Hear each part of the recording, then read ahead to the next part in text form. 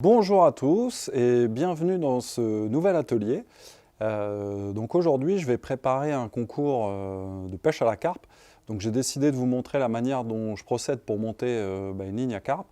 Vous avez été nombreux à suivre nos lives et très intéressés par les techniques développées par Alban et Laurent donc sur la pêche de la carpe. Donc moi aujourd'hui en fait je vais prendre l'option Laurent, c'est-à-dire que je vais utiliser les Carp Master Shot, pardon.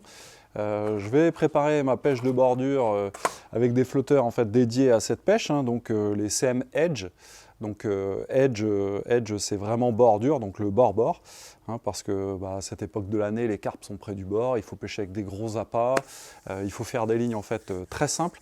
Donc aujourd'hui je vais vous montrer la manière la plus simple de procéder donc, pour monter une ligne, pour la réaliser, pour la plomber et savoir à quel moment j'arrête de mettre des plombs et à quel moment j'estime que la ligne sera pêchante, parce qu'il faut aussi se projeter et se dire bon, si je pêche au maïs, si je pêche au pois chiche, forcément ça va rajouter du poids sur la ligne. Et donc pour éviter les petites erreurs de flotteurs sous-plombés ou surplombés, je vais vous montrer ma manière de procéder. Alors bien sûr, je me suis inspiré de nos deux grands champions. Bon, je pêche la carpe depuis longtemps aussi, donc ça m'a permis de collecter les infos et de faire la synthèse entre mes connaissances et leurs connaissances. Et je pense que cette année, il y a une paire de concours qui ne vont pas me résister grâce à cette technique. Allez, c'est parti, je vous montre tout ça. Donc, pour la bordure, là j'ai opté pour un 23 centièmes Power Rig. Alors j'aurais pu prendre du Carp Master, mais bon, j'avais plus de Carp Master, donc le Power Rig fera très bien l'affaire.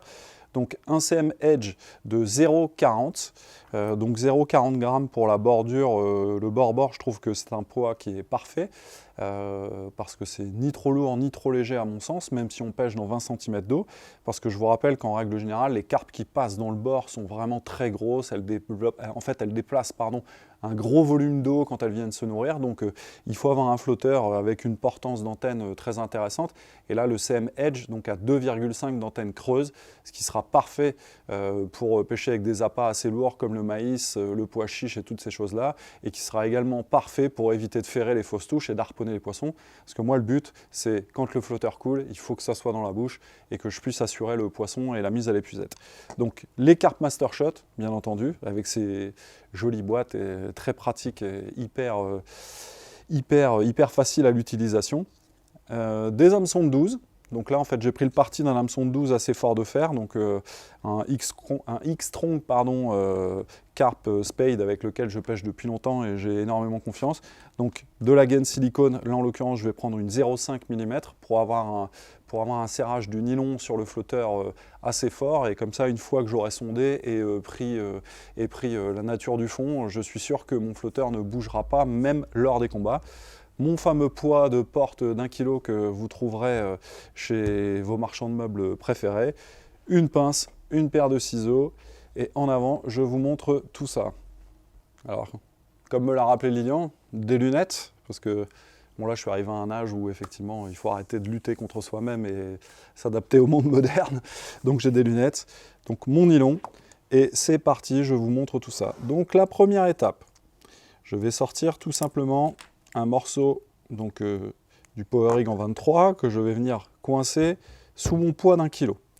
Donc j'ai préalablement coupé des morceaux de gaine donc pour passer sur la quille du flotteur. Donc 3 morceaux de gaine, comme ce qu'on vous a montré lors des lives et des différentes vidéos. Donc 2 morceaux de gaine qui seront sur le haut de la même longueur quasiment, et une gaine en fait positionnée sur le bas qui sera beaucoup plus longue, et ce pour justement créer cet anti-angle. Donc quand on ferre fortement dans pas beaucoup d'eau, des fois on rate le poisson et on a la ligne en fait qui revient. Donc le 23 centièmes, ça va vous aider à avoir quelque chose de très raide, et surtout la gaine terminale donc fera vraiment la bascule, et donc ça évitera d'emmêler votre ligne, je dirais, autour du flotteur. Donc le 23 centièmes, ça se démêle très facilement, mais bon, en règle générale, sur ces pêches-là, quand les poissons rentrent, il ne faut pas perdre de temps, il faut être hyper actif, parce que parfois elles restent longtemps, mais parfois elles ne restent pas longtemps, et souvent c'est des très très gros poissons que je vise en bordure, et donc du coup j'ai envie de mettre toutes les chances de mon côté pour justement mettre quelques poissons de 10 kg plus à la bourriche. Donc c'est parti. Donc le nylon préalablement tendu. Vous allez voir, c'est très simple, mais il faut suivre quelques règles.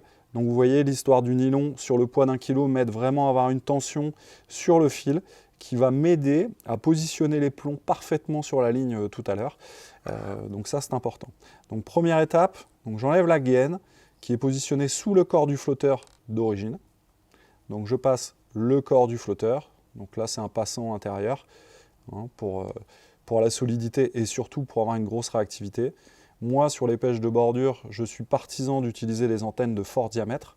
Alors, à tout à chacun son choix. Il y en a qui préfèrent pêcher avec des fines antennes. Moi, perso, pour le bord et pour les poissons que je cherche à mettre dans la bourrie, je préfère vraiment une grosse antenne parce que je sais que quand le flotteur coule, c'est une vraie touche, c'est pas un passage dans le fil. Et donc, l'efficacité se fait ressentir. Donc, la petite gaine qui est livrée avec le flotteur, je la remets sur la quille. Donc ça viendra positionner le flotteur fortement contre l'antenne et ça évitera les jours. Donc le premier bout de gaine, je vais passer. C'est très important, ce sont des étapes très très importantes. Alors c'est sûr que pour les pêcheurs qui ont l'habitude de monter des lignes, c'est quelque chose de simple, mais pour quelqu'un qui commence la pêche, c'est important de rappeler les bases. Voilà, deuxième gaine. Et la troisième gaine. Ensuite, donc je vais passer le premier morceau de gaine sur la quille. Donc là, le côté sympa des flotteurs Rive, c'est que toutes les quilles en fibre comme celle-ci ont été préalablement poncées à la fabrication, ce qui fait que on ne se met plus de bouts de fibre de verre sous la peau. Ça, c'est très désagréable et ça fait mal. Et en plus, ça peut s'infecter, donc ça, c'est problématique. Donc le deuxième bout de gaine. Vous voyez, j'ai volontairement choisi une gaine très serrée par rapport au diamètre de la quille. Donc là, on est sur une quille d'1 mm et j'ai volontairement choisi une gaine de 0,5 pour avoir vraiment une grosse compression. Donc plus le fil, je sais que quand je viendrai sonder ma ligne et quand j'aurai choisi une profondeur donc pour pêcher, là, je sais que ça ne bougera plus. Donc comme je vous l'ai dit tout à l'heure, donc la dernière gaine. Alors ici à l'écran, on va pouvoir voir que je la laisse dépasser des 3/4, comme ça, donc ça crée vraiment un anti-angle. Donc concernant les lignes, pour pêcher la bordure extrême, il est inutile de mettre beaucoup de plomb. Donc vous devez choisir une plombée adaptée à la profondeur d'eau. Donc si je pêche dans 40 cm d'eau par exemple, je vais avoir ma plombée principale qui sera positionnée entre 15 et 20 cm au-dessus de l'hameçon. Et donc cette plombée sera assez courte, c'est-à-dire qu'elle ne comportera pas beaucoup de plomb. Pour la simple et bonne raison, c'est que déjà on aura un point d'inertie qui sera beaucoup plus important et sur une courte distance, ce qui fait que la mise en place sera vraiment très rapide et surtout la ligne tiendra vraiment bien. Et l'absence de volume d'eau ne nécessite pas en fait, et plutôt oblige à avoir une plombée assez courte.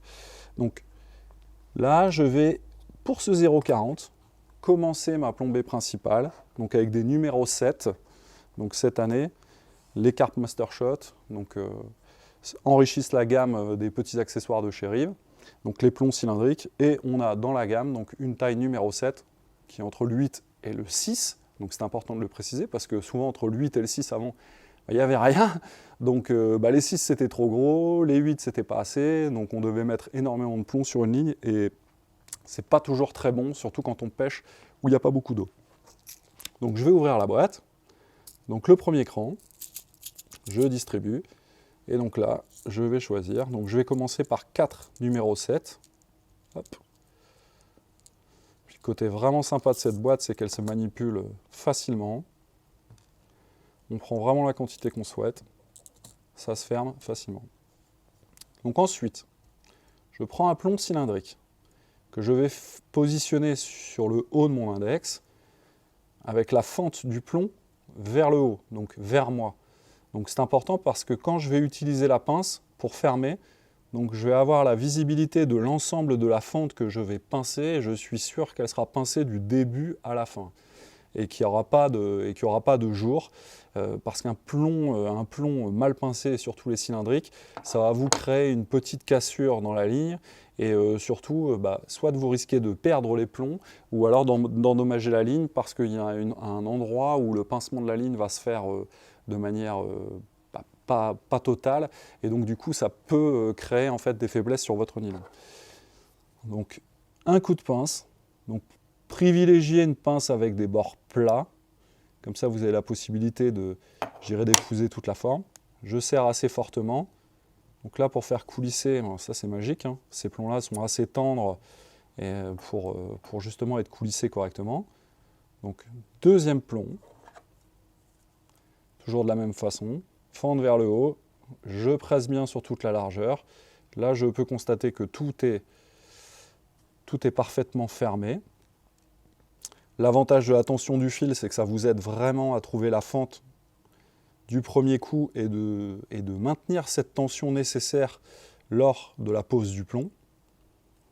Deuxième côté intéressant avec la tension du fil, c'est lorsque je vais bouger le plomb sur le nylon pour la première fois, ça va avoir tendance à remettre dans le chemin le plomb. Donc c'est-à-dire que si vous aviez en fait des plombs qui n'étaient pas très bien serrés, le fait de le pousser sur 15 ou 20 cm avec un fil très tendu, ça va naturellement le remettre dans l'axe, et là du coup vous allez vraiment avoir quelque chose de propre et de linéaire. Donc quatrième plomb, ça c'est important. Quatrième plomb, je le pince de la même manière, je le pousse vers le groupe, et maintenant je vais couper un excédent de fil pour éviter que le fil revienne et touche le bord en fait de mon tube qui est ici, parce que bon, c'est un diamètre qui doit faire 10 cm, mais bon, malgré tout, si vous gardez en fait une trop grosse longueur de fil, vous allez avoir une mauvaise appréciation du plombage, parce que le fil va s'appuyer sur les bords et donc du coup va avoir par capillarité à remonter le flotteur. Donc vous allez vous dire il vous manque des plombs, alors que non. Là, l'avantage, c'est qu'au moins c'est droit. Vous voyez, donc la plombée est faite. Et donc là, on va le plonger dans le petit tube à essai. Je laisse tomber sèchement le flotteur dans le tube. Et là, je peux constater que les 3/4 de l'antenne, voire encore un petit bout du corps, dépassent. Et pour moi, ça sera parfait, parce qu'on va y rajouter un hameçon de 12. Donc un hameçon de 12, vous pouvez considérer qu'en termes de poids, ça correspond à un plomb numéro 11. Donc plus le poids de mon èche. Une fois arrivé au bord de l'eau, je pense qu'effectivement, on sera à mi-antenne et c'est exactement ce que je cherche. Donc il n'y a pas besoin de pousser. C'est pas comme une ligne à garnon, c'est-à-dire que les lignes à carpe, il faut bien vous dire que ça doit être beaucoup moins sensible, si je puis parler ainsi, qu'une ligne à poisson blanc. Parce que là-dessus, on pêche avec des hameçons qui sont assez lourds, on pêche avec des appâts qui sont assez lourds, on est face à des poissons qui nagent en groupe, et qui passent un peu comme des sangliers et qui vont un peu raboter le terrain de jeu et les endroits de nourriture, donc ça déplace beaucoup de volume d'eau. Et si vous avez en fait des choses trop sensibles, le problème c'est que chaque fois qu'il y a une carpe qui va nager à proximité de votre flotteur, ça va créer une perturbation, le flotteur va couler, vous allez ferrer dans le vide, vous allez harponner des poissons, parce que forcément ce ne sera pas une touche mais un passage. Donc voilà. Donc là pour moi, je considère que c'est bon. Donc je vais positionner l'hameçon sur la ligne, et en fonction de l'indication finale que le flotteur me donnera avec l'hameçon, je me dirai, je rajoute un plomb ou pas. Donc maintenant, on va passer au montage de l'hameçon à palette. Donc pareil, hein, ma bobine m'aide à tenir la tension. Donc je crée une boucle entre mon pouce et mon index. Je viens positionner l'hameçon au milieu de la boucle. Je vais pincer la boucle et l'hameçon, comme ceci.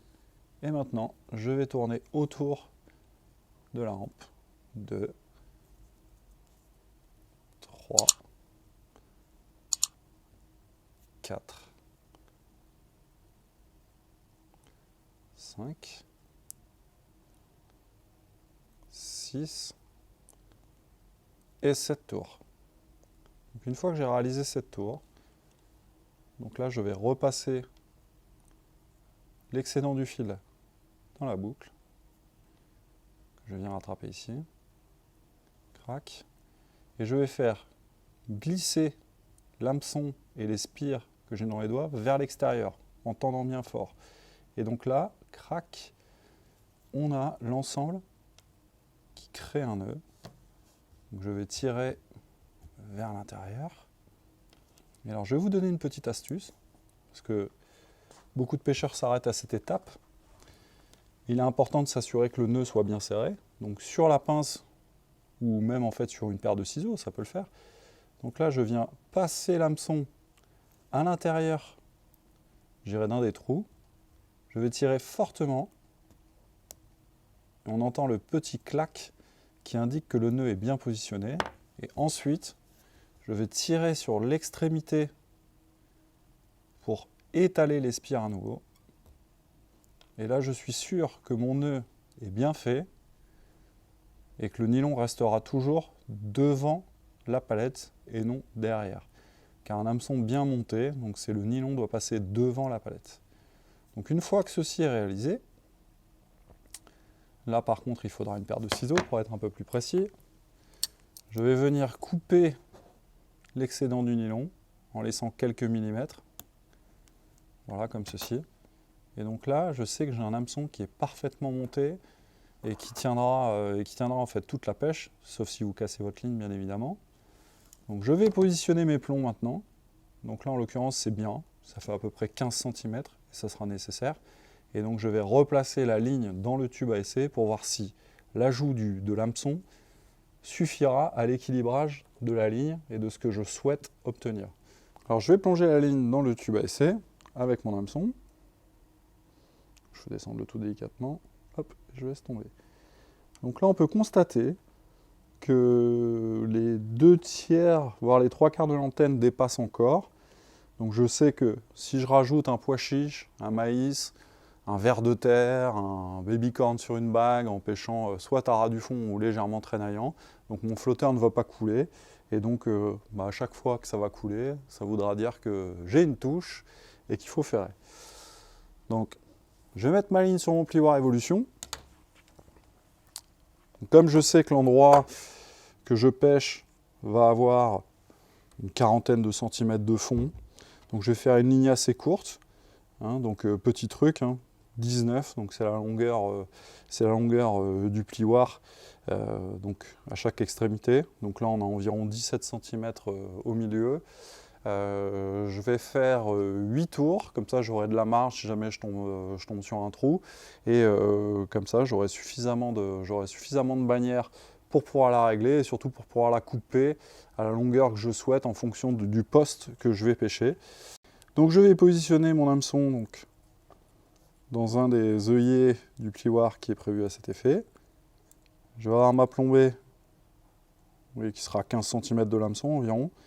Donc je vais procéder donc un premier tour, un deuxième tour, toujours en passant derrière, un troisième tour. Je positionne le flotteur vers la partie la plus haute, comme ça je sais que le corps du flotteur en fait sera protégé par la structure. Donc 3, 4, 5, 6 et 7. Et donc à partir de 7, je vais créer ma boucle. Donc là, forcément, moi, je pêche avec un H connecteur. Donc je vais créer tout de suite les deux boucles qui me permettront de pouvoir accrocher ma ligne au H connecteur. Donc toujours un nœud en 8. Donc la première boucle. Donc là, pareil. N'hésitez pas à tirer fortement dessus. La deuxième boucle. Ça, j'aurai mon endroit de connexion. Ce que je vais faire, c'est que je vais m'aider de la pince pour pouvoir serrer correctement les nœuds tout de suite. Hop, pour ne pas avoir de surprise. Je coupe mon excédent de fil, ce qui peut paraître évident. Donc là, je laisse à peine 1,5 cm. Et donc là, je vais venir chercher une dent du plaidoir Evolution pour pouvoir bloquer mon nœud. Et voilà. Donc, ma ligne est prête. Elle est bien plombée. Je suis prêt pour mon concours de ce week-end. Et je suis prêt en fait à battre Laurent sur sa pêche de prédilection qui est les carpes sur le bord. Donc si vous avez aimé cette vidéo, surtout n'hésitez pas à liker, à partager. Abonnez-vous à nos pages donc YouTube, Facebook, Instagram. Et je vous dis à très bientôt. Au revoir.